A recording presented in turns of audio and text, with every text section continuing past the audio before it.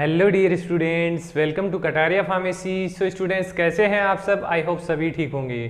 तो सभी ने पीछे जो यूनिट हमने कवर किया है B pharma third semester organic chemistry second का, वो सभी ने आपने देखा होगा, सभी ने समझा होगा, तभी आप आज इस सेकंड यूनिट पे आए हैं। तो आई होप वो जो यूनिट थी आपकी कंप्लीट कवर हो चुकी है। अगर कोई भी डाउट है तो आप कमेंट करके बता सकते हैं और टेलीग्राम ग्रुप ज्वाइन कर लीजिए, वहाँ जाके भी आप हमें बात कर सकते हैं और नोट्स भी परचेज कर सकते हैं।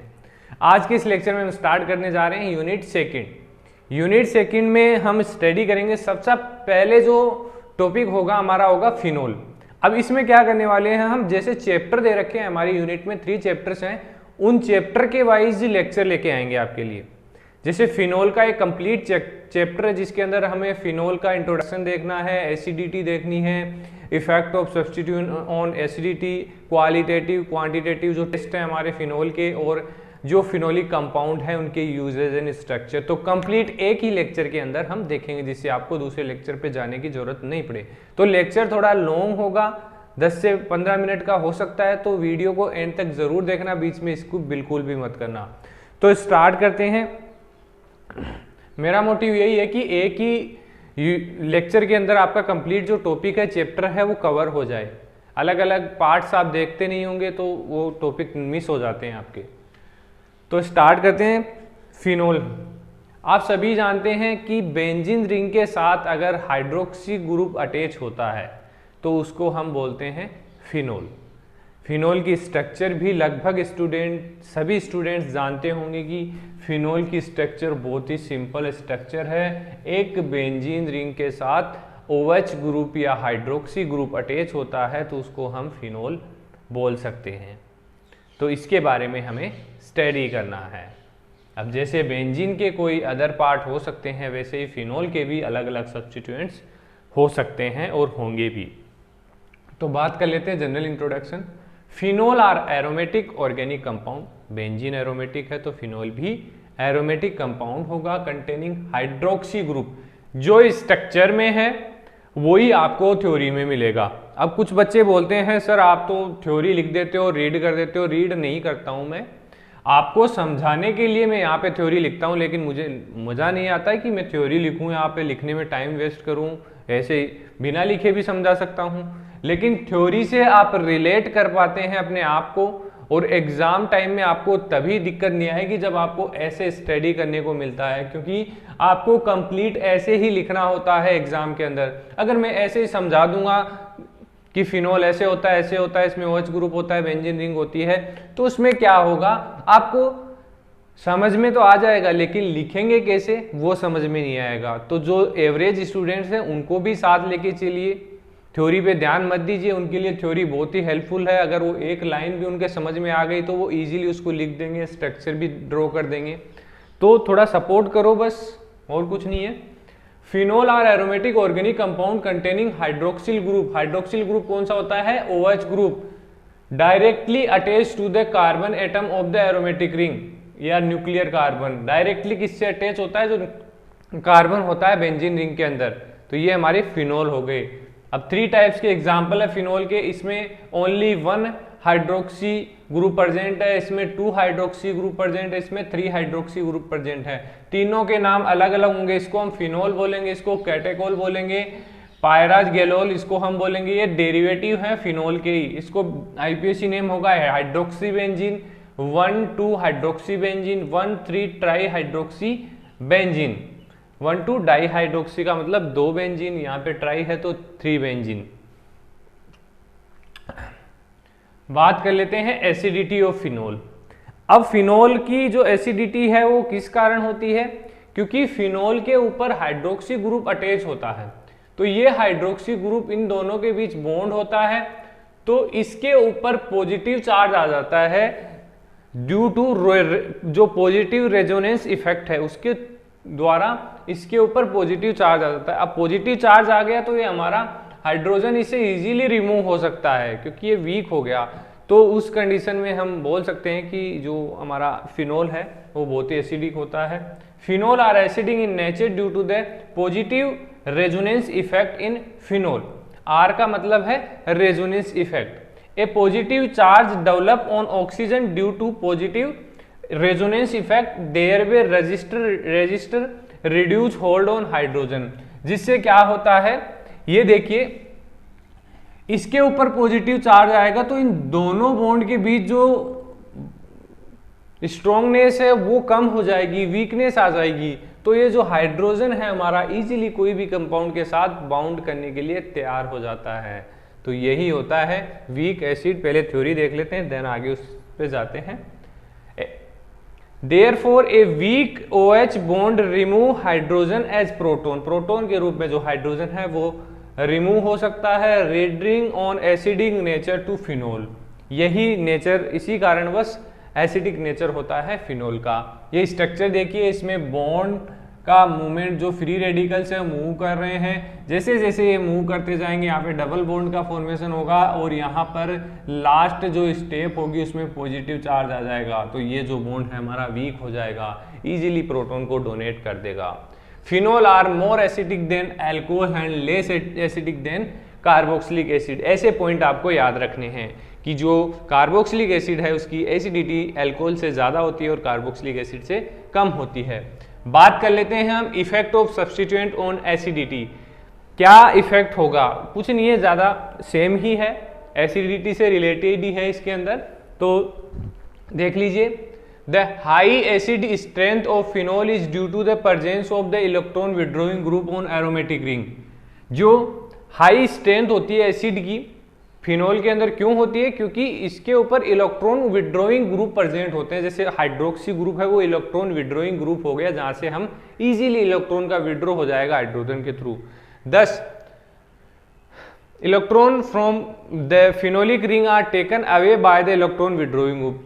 जो फिनोलिक रिंग है वो इलेक्ट्रॉन विड्रॉइंग ग्रुप से इजीली इलेक्ट्रॉन ले सकते हैं, thus resulting in increase the positive charge on the oxygen. वही सेम बात आ गई कि इस कारणवश क्या होता है कि ऑक्सीजन के ऊपर पॉजिटिव चार्ज बढ़ जाता है present in the OH bond, जिससे OH बॉन्ड वीक होगा तो इजीली जो हाइड्रोजन है वो प्रोटॉन को डोनेट कर देगा।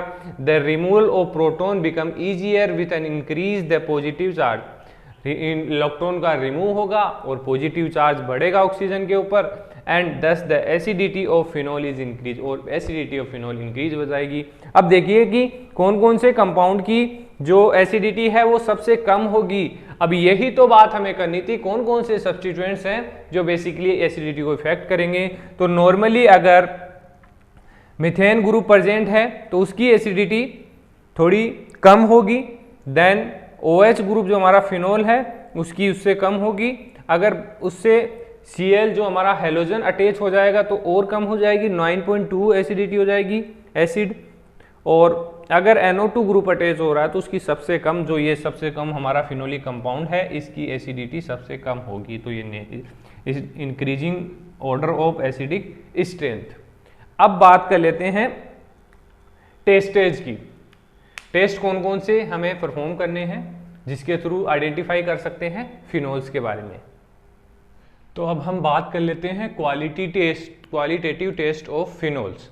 तो क्वालिटेटिव टेस्ट में क्या होगा, डिफरेंट टेस्ट है हमारे, जिसे हमें आइडेंटिफाई करना है कि जो भी आपके पास सॉल्यूशन है, कंपाउंड है, उसके अंदर फिनोल प्रेजेंट है या नहीं। तो बहुत ही इजी है, इसके टोटल अपन 4 टेस्ट देखने वाले हैं जिससे आप इजीली आइडेंटिफाई कर सकते हैं कि आपके पास जो भी सॉल्यूशन है, कंपाउंड है, वो फिनोल है या नहीं एक्चुअल में। तो सबसे फर्स्ट है सोल्यूबिलिटी टेस्ट।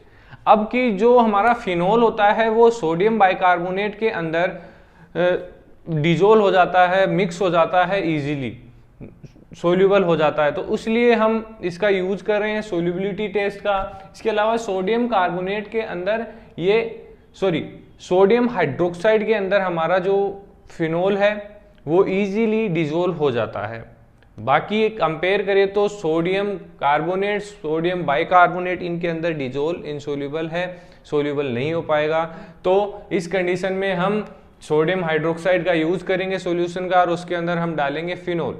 तो उस कंडीशन में देखेंगे अगर वो कंप्लीटली डिजोल्व हो गया, स्प्रिंगली सोल्यूबल हो गया, तो हमारा आइडेंटिफाई हो जाएगा कि इस सॉल्यूशन के अंदर फिनोल प्रेजेंट है।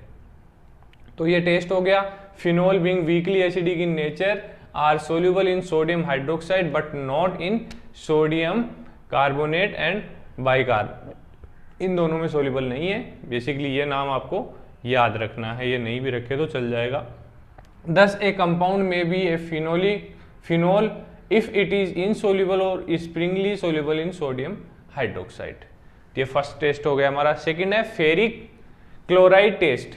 अब फेरिक क्लोराइड का जो एक नेचुरल सॉल्यूशन हम लेंगे, उसके अंदर फिनोल ऐड करेंगे तो एक कलर कॉम्प्लेक्स हमें मिलेगा। उस कलर से आप आइडेंटिफाई लगा सकते हैं कि इसके अंदर फिनोल प्रेजेंट है या नहीं। बस नाम से ही आपको यहाँ पर सब कुछ पता चल जाएगा। ऑन ट्रीटिंग एक्वस और alcoholic solution of phenol with neutral ferric chloride, इन दोनों की रिएक्शन करवाएंगे, कलर कॉम्प्लेक्स आर फॉर्म। अब कौन सा कलर बेसिकली फॉर्म होगा वो मैं बता देता हूँ आपको। कॉम्प्लेक्स में be phenol if the complex violet, red, blue और ग्रीन, इनमें से कोई सा भी कलर हो सकता है अगर फिनोल प्रेजेंट है तो। अगर फिनोल प्रेजेंट नहीं है तो इनमें से कोई सा भी कलर आपको देखने को नहीं मिलेगा सॉल्यूशन के अंदर। तो यहां से आइडेंटिफाई कर लिया हमने। बात कर लेते हैं ब्रोमीन वाटर टेस्ट। अब इसके अंदर फिनोल को ट्रीट करेंगे aqueous solution of phenol with bromine water, precipitate of polybromo derivative is form. इसमें क्या प्रिसिपिटेट बन जाएगा, किसका, पॉलीब्रोमो डेरिवेटिव का, जिससे आप इजीली आइडेंटिफाई लगा सकते हैं कि इसके अंदर फिनोल प्रेजेंट है। अगर यहां भी पता नहीं लगे तो लास्ट जो हमारा टेस्ट है वो है कपलिंग टेस्ट। इसमें क्या करेंगे, on treating alkaline solution of phenol with diazonium salt, diazonium salt के साथ रिएक्शन करवाएंगे तो क्या होगा, coupling result due to which highly coloured azo dye is form. Dye बन जाएगी, वहां पे कलर्स होगा हाईली कलर डाई आपको देखने को मिलेगी, तो हमारा फिनोल प्रेजेंट है। तो ये कुछ 4 क्वालिटेटिव टेस्ट थे फिनोल्स के लिए। आई होप आपको याद करना पड़ेगा इन चीज़ों को कि जैसे फेरिक क्लोराइड टेस्ट के अंदर, अब इसमें समझाने वाला क्या है कि फेरिक क्लोराइड टेस्ट में हम एक्वस फेरिक जो भी है न्यूट्रल फेरिक क्लोराइड सॉल्यूशन हम लेते हैं और उसको फिनोल के साथ रिएक्ट करवाते हैं, देन हमें एक कलर कॉम्प्लेक्स मिलता है। तो ये चीज़ें आपको समझनी पड़ेगी, याद करनी पड़ेगी। कपलिंग में आपको डाईएजोनियम जो कंपाउंड है उसके साथ रिएक्शन करवानी है तो एजो डाई आपको रिजल्ट के रूप में देखने को मिलेगी। बात कर लेते हैं यूजेज ऑफ फिनोल्स। तो फिनोल बेसिकली सबसे ज़्यादा जो यूज़ होता है, मैं मोटा मोटी आपको बता देता हूँ, जर्मिसाइडल में यूज़ होते हैं ये फिनोल। अब एल्कोहल में ही आता है तो जर्मिसाइडल, एंटीऑक्सीडेंट, इसके अलावा प्रिजर्वेटिव्स के रूप में भी इसको यूज किया जाता है। डिफरेंट कॉस्मेटिक प्रिपरेशन में इसका यूज किया जाता है एज एंटीऑक्सीडेंट, प्रिजर्वेटिव।